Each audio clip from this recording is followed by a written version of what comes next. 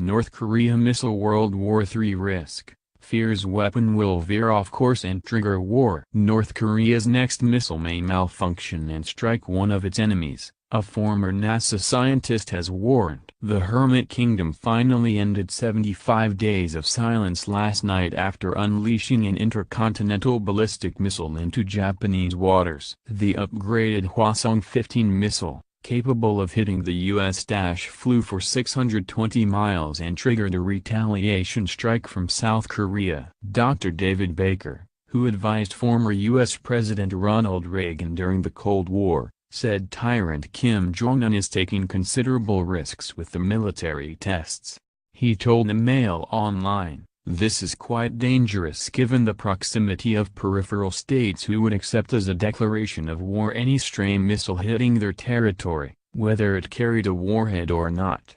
The risk is considerable. Even technologically advanced nations struggle to keep their missiles on track." Last year, a British missile launched on Florida's coast had to be destroyed after hurtling towards the U.S. mainland. The North's nuclear program is thought to be far less sophisticated and more prone to this kind of error. Dr. Baker warned the situation is becoming more dangerous than the Cuban Missile Crisis. U.S. and Soviet Union warships famously faced off in 1962 in Cuban waters and brought the world to the brink of nuclear war. Dr. Baker added, "We are living in increasingly dangerous times. The movement towards accepting the use of nuclear arms in a conflict is being lowered year by year." Bragging about the successful test, Kim hailed the completion of the state's nuclear force. South Korean intelligence chiefs believe the regime may conduct a nuclear test in the wake of the missile launch. U.S. President Donald Trump vowed we'll take care of it when pressed for a response, and the launch comes just days after he branded Kim's regime a state sponsor of terrorism.